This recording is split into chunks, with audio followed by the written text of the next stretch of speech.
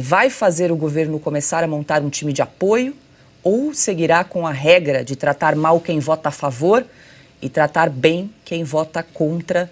Fecha aspas, Constantino, uma baita apuração aí de bastidor, né, do que aconteceu dentro do PT depois dessa humilhação, como bem disse o Silvio Navarro, da última terça-feira. Como é que você avalia esse desfecho, Consta? Casa onde falta pão, todo mundo briga, ninguém tem razão, né?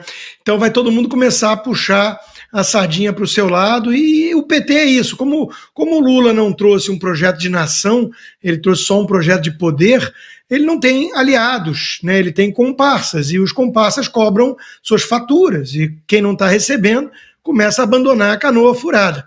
Então, é um somatório de coisas, né? Os meus colegas já falaram de várias. Eu tinha uma lista aqui preparando também. O Padilha é um bom ponto, né? E já está, pelo menos, o Lula falando em talvez tornar mais abrangente, né, a cúpula para as reuniões semanais ali na articulação, porque tudo na mão do Padilha está aí o resultado. A questão da pauta ideológica em si, né, as questões de costumes, temos um Congresso mais conservador na média. Então o Centrão nessa hora acaba votando contra as ideologias insanas do próprio PT. A questão das emendas, os bilhões todos, o velho mensalão que o PT solta, começou a ficar cada vez mais caro, né? Tem que comprar voto a voto, indivíduo a indivíduo, tá ficando caro. Por quê? Porque falta coesão e por aí vai. A própria Globo não conseguiu esconder o clima de ressaca, e aí tentam culpar a comunicação, mas aí eu ofereço realmente uma visão alternativa. É um problema de essência, é um problema de conteúdo. O Lula 3.0 é um Lula mais raivoso, mais vingativo, que está aparentemente pouco se lixando para tudo, quer ficar viajando com a Dilma, com a Janja, e dane-se o resto, né? E o troço está afundando. Então, começarem a falar em impeachment é algo que vai acontecer mesmo nos grupos internos de WhatsApp, e o próprio Nicolas Ferreira levou isso no dia do massacre, da derrota veemente e humilhante para o PT, já levou. Podemos começar a sonhar com isso? Falta talvez o ingrediente da economia degringolando para valer. Está quase lá, tá? A gente está vendo os indicadores e já tem muito tucano de mercado, muito pseudo-liberal arrependido, apavorado. Não era preciso ter uma bola de cristal para saber que com essa gente aí a economia ia degringolar, era questão de tempo. O tempo está passando e estamos chegando no momento em que a coisa vai começar realmente a ficar esquisita. Aí é o que falta para todo mundo abandonar o barco de vez.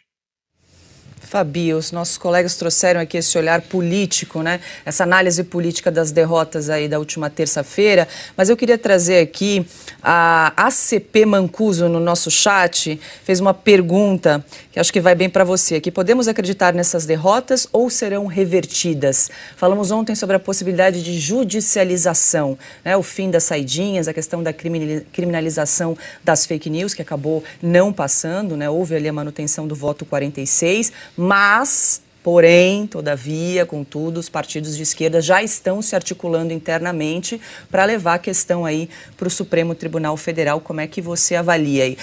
Podemos acreditar ou vai ter reversão, vai ter discussão? Bom, excelente ponto trazido aí pelo chat, até agradeço, porque realmente isso é fato.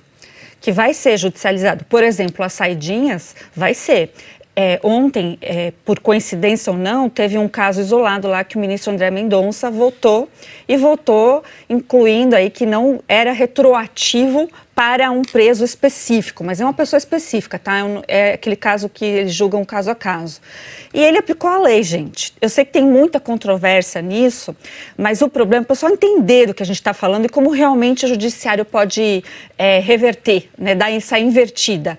A pena no Brasil, ela é caracterizada não somente em relação ao que a gente pensa em punição, né, ou segregar alguém da sociedade, não. A pena pela lei, tá? Não é o que eu concordo, está na lei. falei, ela também é algo que vai fazer você ser ressocializado. Então, o caráter penal da pena no Brasil, quando chegar no Supremo para discutir, eles vão levantar isso e vão falar que você não pode revogar esse caráter penal da pena. Então, falta, às vezes, o conceito básico. Agora, essa pergunta que ela falou de reverter, tem outros sinais também de enfraquecimento do próprio governo Lula em relação à realidade. Eles estão perdendo presidência de comissões, então o próprio Nicolas, que você citou, Paula, é presidente de uma comissão importantíssima para o PT, e que está lá e fazendo ainda uma boa presidência, tem CCJ, tem outras.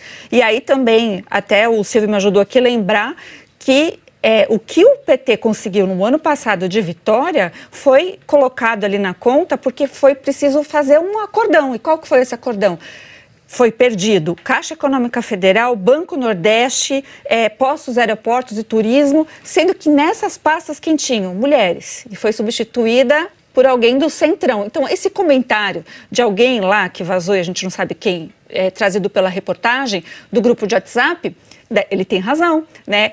Quando não consegue governar, vai para o Centrão. Só que o problema é que o Centrão tem uma tendência para ser esquerdista, né? Eles gostam. Então, tá fácil.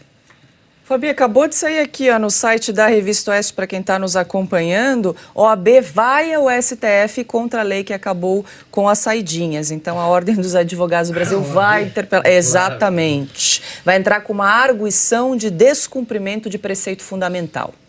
Então, aí é outro ponto. Que, assim, a gente não tem dúvida da postura política da OAB. Porque enquanto a OAB não fizer o que ela veio para fazer de verdade, para que serve a OAB? A função básica dela é para defender as prerrogativas dos advogados. Não tem feito. Nós temos provas, aliás, em relação a isso. E ela fica nessas questões secundárias. Para mim, isso é secundário. Só que, olha, tem um ponto a ser levantado que vai ser engraçado acompanhar. Eu não vejo que isso seria uma atribuição para ser colocada lá no nosso site, para ser colocada no Supremo. Seria talvez matéria do STJ, porque a gente está falando aqui de matéria penal, né? Então, OAB, será que vocês estão tão ruins a esse nível, né?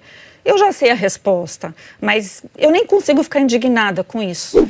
Mas é uma grande tristeza. Então, o problema é esse, que por mais que tenha articulação política de verdade, de partidos políticos, desses acordos que tem no Congresso Nacional, tem uma linha secundária, né, que é o Supremo e é a OAB. Então, ou seja, o Judiciário, um dos poderes, está realmente governando junto. Um fato extremamente importante, relevante para aqueles que desejam voltar a viver em um Brasil normal, onde o sistema judiciário respeite a Constituição, aconteceu nessa terça-feira, mas acredito que devido ao foco no plenário, no Congresso, na votação dos vetos, nesse embate que houve entre o governo e o povo brasileiro, que gloriosamente nós saímos vitoriosos, devido ao foco a essa batalha travada no Congresso, esse fato passou que meio despercebido, mas ele tem que ser destacado. E aqui vai. Alexandre de Moraes teve talvez a sua primeira derrota na justiça. É isso mesmo que você ouviu. Nós temos acompanhado decisões ilegais, inconstitucionais, perseguição política com uso da sua posição de ministro escancarada, mas nada havia acontecido, né? Aparentemente, a temperatura estava começando a baixar até que no Paraná houve uma decisão que comprova que Alexandre de Moraes errou e a pessoa a qual ele recebeu esse erro vai ser indenizada. Imagina se for só o primeiro de muitos. Uma matéria. Justiça do Paraná reconhece erro judicial de Alexandre de Moraes. Ministro censurou o ex-deputado estadual do Paraná, Homero Marchese, em novembro de 2022. Na segunda-feira, 27, a primeira vara federal de Maringá, do 4º Tribunal Regional Federal, reconheceu um erro de procedimento judicial do ministro Alexandre de Moraes do Supremo Tribunal Federal. Isso porque o magistrado censurou o ex-deputado estadual do Paraná, Homero Marchese, do Novo, ao determinar a derrubada de suas contas, das suas contas nas redes sociais. Parece a esse juízo que houve um erro de procedimento, escreveu o juiz federal José Giacomo Jimenez em decisão. por não constar da decisão do STF determinação expressa de desbloqueio autorizado, exigindo o embargo de declaração. Gimenez decidiu sobre uma ação de danos morais movidas por Marchese. O ex-parlamentar alegou que foi censurado por Alexandre de Moraes sem cometer crime. Além disso, o magistrado teria atribuído ao ex-deputado uma publicação que ele não fez. O juiz federal reconheceu 2 dos 3 erros apontados pelo ex-deputado e determinou que a União pague uma indenização de 20 mil a Marchese. Não é possível processar diretamente um servidor público por decisões judiciais tomadas por ele. Ou seja, não dá para processar o Alexandre de Moraes, mas dá para indenizar a vítima do Alexandre de Moraes. Ou seja, Alexandre de Moraes cometeu um erro. Moraes cometendo um erro? Você tem certeza disso? Primeiro, parabéns a esse juiz. Agora, esse juiz corre o risco de ser considerado antidemocrático, golpista, fascista, receber a Gestapo do Moraes na sua casa às 6 horas da manhã e pode até mesmo ser preso. Porque a democracia relativa funciona assim, com o judiciário relativo. Mas a decisão mostra claramente que a Moraes errou, censurou e agora essa pessoa que foi censurada vai receber uma indenização. Talvez esse seja o primeiro de vários casos. Talvez esse pode ser um caminho a ser percorrido. Não dá para processar o Moraes, ele está blindado, mas dá para fazer com que as suas ações levem a prejuízo para a fazenda pública. Quem sabe assim ele vai pensar 2 vezes. Se a União ou o Lula tiver que começar a pagar milhões em indenização por conta do Moraes, talvez assim o Lula vai puxar as rédeas do seu parceiro. Eu achei ótima essa notícia. É a primeira decisão judicial contrária a Moraes que escancara um erro dele, que não é um erro qualquer, gente. Censurar uma pessoa não é um errinho de trocar o nome, é um erro gravíssimo. E, por exemplo, nas decisões dos presos do 8 de janeiro, tem vários outros erros. Tem pessoas presas por serem homônimas, ou seja, ter o mesmo nome da pessoa que cometeu o crime, o suposto crime, mas por causa disso tem que estar preso. Tem gente presa por nem sequer estar em Brasília no dia que aconteceu o evento. Bom, custa nada sonhar, mas é a primeira.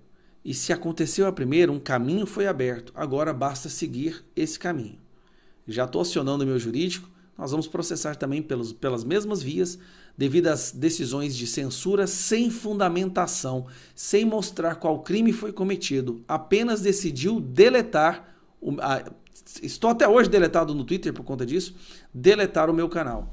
Isso sim vale um processo. A gente não vai parar, a gente já está vendo o governo derretendo, a ditadura do judiciário também já entendeu que não dá mais, o povo está acordando, o povo está indo para cima. Moraes é o ministro do STF mais rejeitado da história do Brasil. É um começo. O que importa é que pelo menos a gente está começando a ver uma luz no fim do túnel. Um abraço. Nesta quinta-feira, o Tribunal Superior Eleitoral recusou o convite para enviar representantes a fim de acompanhar as eleições na Venezuela.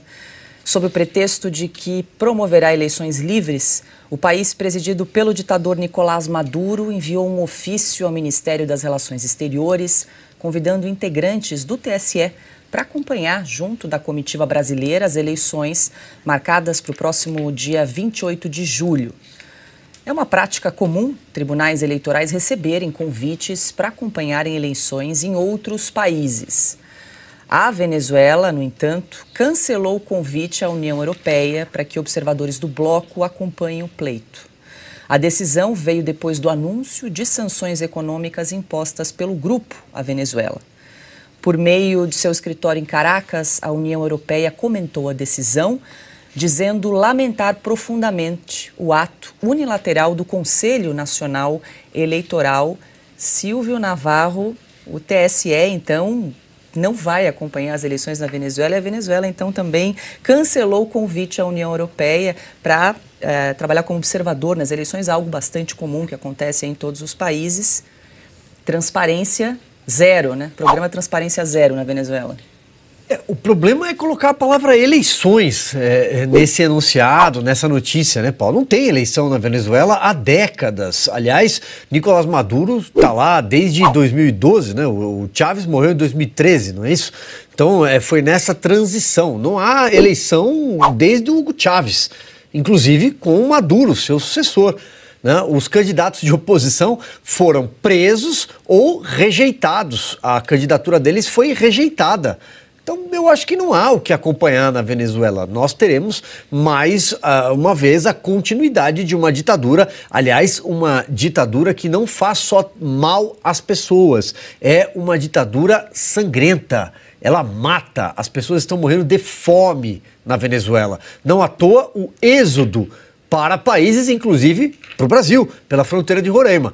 Agora, chama também a atenção isso ter sido cogitado, né? O Tribunal Superior Eleitoral cogitou ir à Venezuela acompanhar uma eleição, só se eles foram procurar algum espelho com o que acontece ou aconteceu recentemente no Brasil, né? É um pouco pior, viu, Silvio? Esse convite é o tipo do convite que eu detestaria receber. É o atestado da confiança, ele atesta a confiança da Venezuela, do governo venezuelano, na justiça eleitoral brasileira. O Maduro, ele inaugurou uma nova forma de campanha, né? Ou de eleição. Aparece um candidato, ele proíbe. Essa é a democracia. Ele não quer saber de União Europeia. A democracia é coisa séria. Eles vêm aqui e vão achar que é uma piada que eu estou fazendo, no mínimo. Né? E daqui a pouco eu vou sofrer um boicote mundial por causa da eleição. Agora, o Brasil, não, os defensores da democracia brasileira, que é como se apresentam os integrantes do TSE, esses merecem a confiança do Maduro. Eles podem ir lá, assistem a eleição e acham que existe até democracia em excesso na Venezuela, como declarou o Marco Antônio Garcia, né, que foi parceiro do Amorim na construção da política externa da canalice. Imagina se o olheiro do Brasil é o Celso Amorim. Está garantida aí a vitória com o apoio do Brasil. Antes mesmo de completar 1 ano e meio de governo, Lula bate mais um recorde. A pior primeira metade de um governo na história do Brasil democrático. Com apenas 1 ano e 5 meses, ele coleciona uma sucessão de tragédias, de derrotas e fracassos. São tantos que se eu começar a nomear um por um, o vídeo ficaria longo demais. Mas vamos pegar os principais. Recorde em desmatamento, mortes dos Yanomamis, recorde de queimadas no Cerrado, vergonhas internacionais, se aliando ao terrorismo, se aliando ao invasor da Ucrânia, recorde de feminicídios, sigilos, fugas dos presídios, fuga de investimento internacional, pior bolsa de valores do mundo para se investir e por aí vai. A situação é tão grave que na primeira metade do governo, Lula conseguiu algo que até então era impensável para outros presidentes. Jamais aconteceu. Ele tem uma rejeição maior que a aprovação, isso sem pandemia. E esta é a segunda pesquisa que mostra isso. Então não é uma questão de apenas um instituto que errou. Agora é o segundo instituto que fala exatamente a mesma coisa. 47 reprovam e 45 aprovam. O governo Lula diz poder data. A situação é de empate técnico, mas pela primeira vez a desaprovação supera numericamente a aprovação. A pesquisa foi realizada entre 25 e 27 de maio. Então nós temos uma situação onde um governo, olha só, olha o declínio desse governo. De acordo com o Poder Data, em janeiro de 2023, logo no início, era 52 a 39. Essa diferença, que era de 13 pontos, agora está 2 pontos negativo. No total, se caiu 15 pontos, a diferença, né, foi de 15 pontos. E o que a gente percebe é aquele momento onde se cruza, né? O momento onde se percebe que ali é o começo do fim e a rejeição é maior que a aprovação. A situação não para por aí. Quando se perguntam para fazer uma comparação entre esse governo e o governo anterior, o governo onde a imprensa mais atacou, mais bateu, que passou por uma pandemia, que fizeram CPMI, fizeram de tudo, estão tentando ainda prender o ex-presidente Bolsonaro, a situação é essa daqui, ó. Despenca número de eleitores que acham Lula melhor que Bolsonaro. Petista começou 2024 com 51 achando que seu governo melhor que o seu antecessor em março. Taxa caiu para 44 e agora são só 38. Aí dá uma olhada nisso daqui, cara. Esta daqui é impressionante, tá? Nós estávamos no começo desse ano com 51% achando que o Lula era melhor que o Bolsonaro e 39% achando que o Lula era pior que o Bolsonaro. Agora, a situação também inverteu. Mais pessoas acham que o governo Bolsonaro estava sendo melhor, foi melhor que o Lula, que o governo Lula sendo melhor que o Bolsonaro. Olha a diferença que nós estamos vendo aqui. E os que acham que foi igual, subiu para 18. Era 9 no início desse ano e já subiu para 18. Esse é um governo que está em processo acelerado de declínio. Está caquético. É um governo de 2 décadas atrás tentando funcionar da mesma forma daquele período analógico. E agora não funciona mais. Agora nós temos a internet para mostrar. Porque antes, dos governos anteriores do Lula, apenas a Globo, apenas a imprensa falava se o povo deveria gostar ou não do governo. Agora nós temos a imprensa tentando falar para o povo gostar, tentando convencer o povo que o arroz mais caro é melhor, que a gasolina mais cara é melhor, que o desemprego é melhor, que a falta de achar empregos é melhor. E não está dando certo, porque a internet nos dá a oportunidade de falar para o povo o que realmente esse governo está fazendo. Mas nem se não houvesse internet, as pessoas percebem quando vão no supermercado, quando abastecem seu carro, percebem que o seu dinheiro já não tem mais o poder de compra que já chegou a ter em um determinado momento, estão vendo a sua liberdade de expressão ser atacada constantemente, 61% inclusive, com medo de falar as suas opiniões, e o Brasil virando vergonha internacional. Então nós temos 2 pontos claros que mostram que esse governo acabou. Daqui para diante é só ladeira abaixo. Os números do Poder Data apenas comprovam aquela percepção que todo mundo já tem. E aí veio essa surra que esse governo levou agora, que tentou comprar e não conseguiu o número de votos necessários para pautas extremamente caras para eles. Eu disse uma vez, talvez tudo é uma obra divina para que o Lula volte à presidência e as pessoas possam de uma vez por todas virar a página da esquerda no Brasil e nunca mais voltar a ler esse capítulo.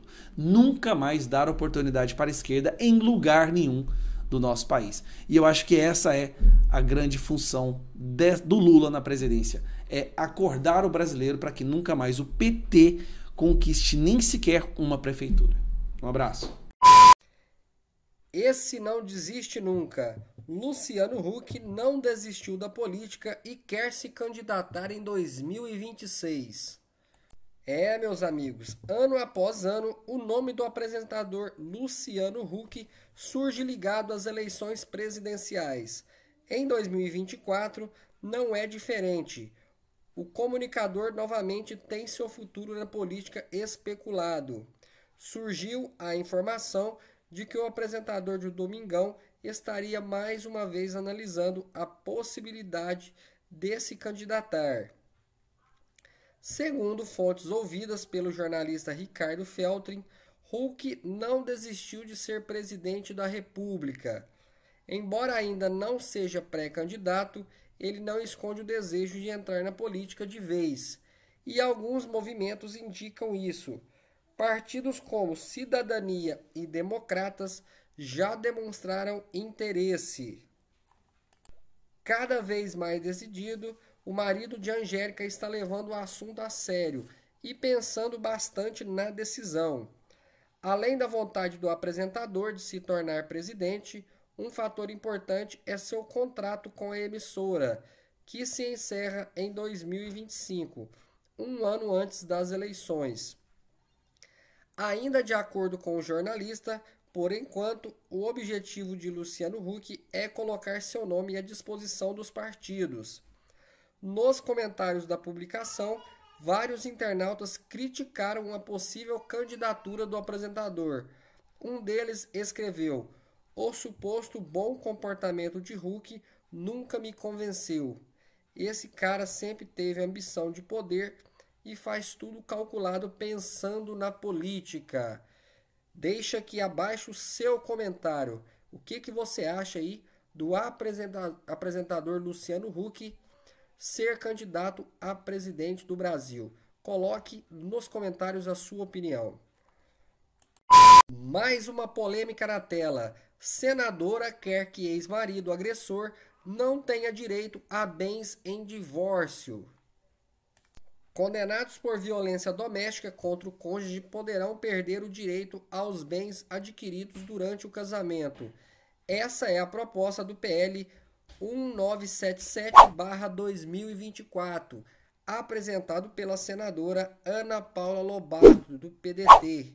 O projeto destina à vítima de violência doméstica e familiar a totalidade dos bens do cônjuge e companheiro agressor após a condenação, garantindo que a vítima não seja prejudicada financeiramente no processo. Estamos propondo que, na hora da partilha dos bens acumulados durante o casamento, o agressor perca o direito a qualquer parte desses bens.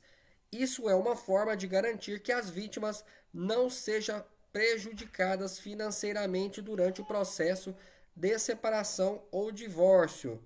Só lembrando que esse projeto abrange todas as formas de violência, incluindo a psicológica, que pode ser tão prejudicial quanto a física, afirmou a senadora em entrevista à Rádio Senado. O texto altera o Código Civil e vale para casamentos e união estáveis nos regimes de comunhão parcial ou total de bens, para agressões cometidas antes ou depois do pedido de divórcio ou dissolução da união. De acordo com o projeto, enquanto houver uma ação por crime de violência doméstica e familiar contra o cônjuge ou companheiro, os bens que caberiam ao réu no divórcio ficarão indisponíveis até o trânsito em julgado, esgotamento da possibilidade de recursos. Caso ele seja condenado, os bens passarão a ser da vítima.